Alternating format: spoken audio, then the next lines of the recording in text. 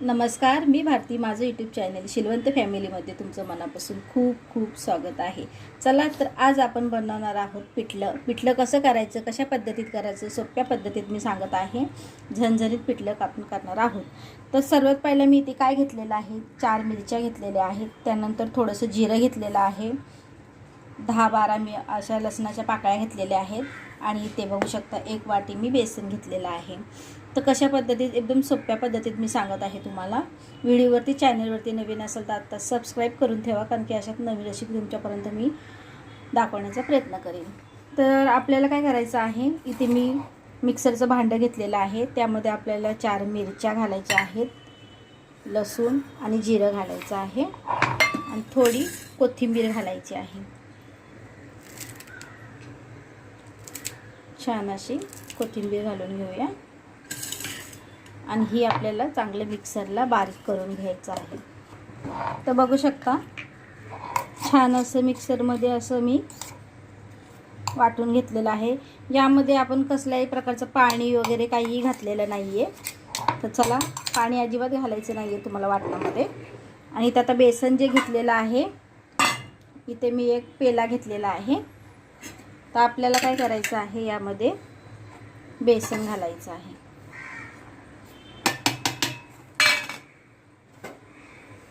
त्यानंतर मी इथे पाणी घेतलेलं आहे. सर्वात पहिला आपल्याला थोडं थोडं पाणी घालून यामध्ये असं छान असं मिक्स करून घ्यायचे, ढवळून घ्यायचं आहे.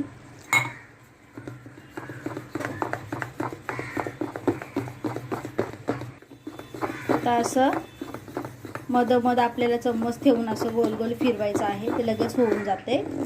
छान असं मिक्स, हे बघा असं मिक्स करायचं आहे.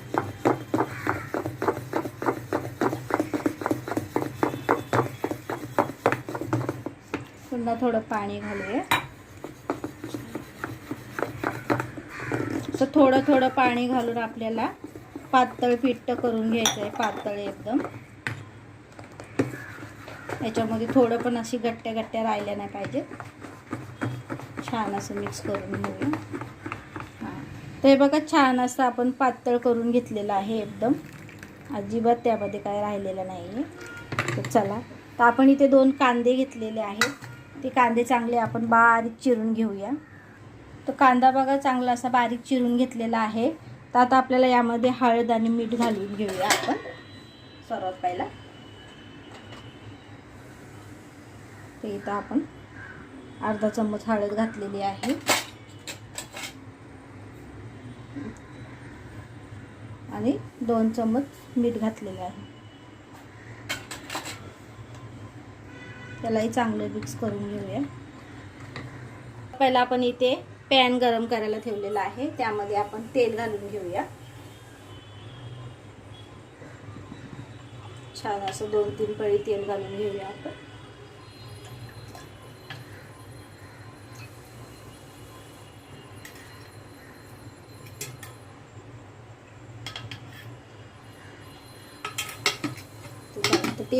तेल जे आहे ते चांगलं कडक गरम होऊन द्या.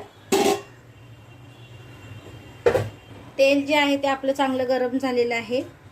तेलामध्ये सर्वात पहिला आपल्याला हिंग घालायचं आहे. हे बघा मी इथे हिंग घेतलेला आहे, थोडं घालूया. त्यानंतर यामध्ये आपल्याला मोहरी घालायची आहे. छान अशी आपण 2 चम्मच मोहरी घातलेली आहे. चम्मच जिरं आपल्याला थोडंसंच घालायचं आहे. ऑलरेडी आपण याच्यामध्ये वाटलेलं आहे. आता आपल्याला यामध्ये घालायचे आहे जे आपण मिक्सरमध्ये बारीक केलेलं मिरची, लसूण. लगेचच आपल्याला कांदा घालून घ्यायचा आहे. छान असं त्याला मिक्स करून घेऊया. मिरची, लसूण आणि जिऱ्याची जी पेस्ट केलेली ती पण आपण यामध्ये घातलेली आहे. आणि चांगला बारीक चिरलेला कांदा जो आहे तोही घातलेला आहे. आणि चांगलं आपल्याला आता कांदा आणि लसूण वगैरे आहे ते चांगलं आपल्याला फ्राय करून घ्यायचं आहे तेलामध्ये.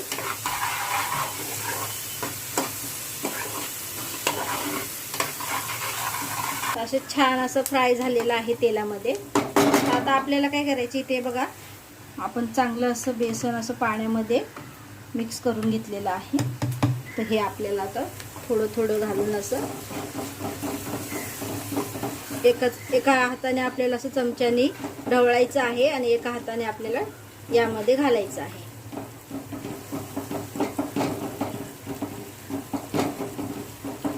बघा असं थोडं थोडं थोडं थोडं घालून घ्या आणि मिक्स करून घ्या.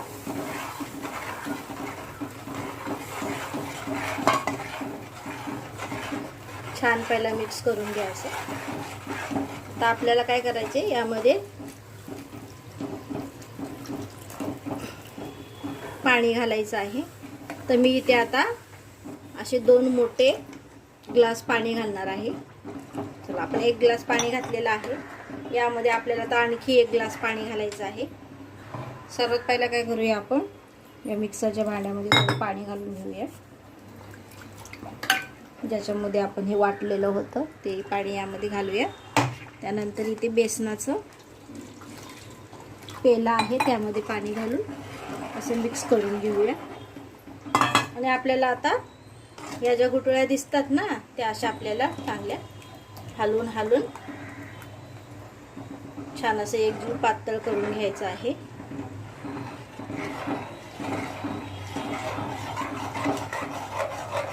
छान असं मिक्स करा. तर आपण इथे नाही म्हणताना आपण इथे 2 ग्लास पाणी घातलेलं आहे. त्यानंतर मी आणखीन 1 ग्लास पाणी घालत आहे. तर एवढं जितकं पाणी आपण घातलेलं आहे तितकं यामध्ये सगळं आटून जाणार आहे पाणी. हे बघा आपण 3 ग्लास चांगलं पाणी घातलेलं आहे. मोठं ग्लास 3 ग्लास पाणी घातलेलं आहे. आता आपल्याला काय करायचं, यावरती झाकण ठेवायचं आहे. यावरती झाकण ठेवायचं आहे आणि थोड्या वेळाला आपल्याला चांगलं हलवून घ्यायचं आहे. चला तर आपण बघूया. आपल्याला काय करायचं आहे, थोड्या वेळाने ना असं चम्मचने असं मिक्स करून घ्यायचं आहे. असं ढवळून घ्यायचं आहे छान. आणि हे सगळं ना आटून द्यायचं आहे आपल्या. आणि कसं आहे की बेसन शिजलं ना की छान असा वास येतो आणि कच्चा असला ना तर वास अजिबात येत नाही. त्यामुळे चला चांगलं मिक्स करायचं थोड्या वेळाने आणि आपल्याला यावरती पुन्हा झाकण ठेवायचं आहे. नंतर ही प्रोसेस आपल्याला नाही म्हणताना 30 म्हणजे अर्धा तास किंवा 25 मिनटं तुम्ही असं ढवळत राहा. छान असं बेसन शिजलं पाहिजे.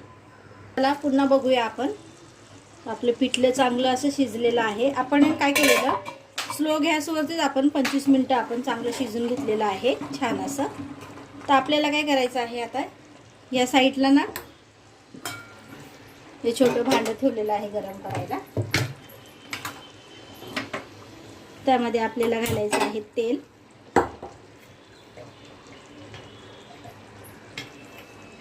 अर्धी पळी तेल घातलेलं आहे.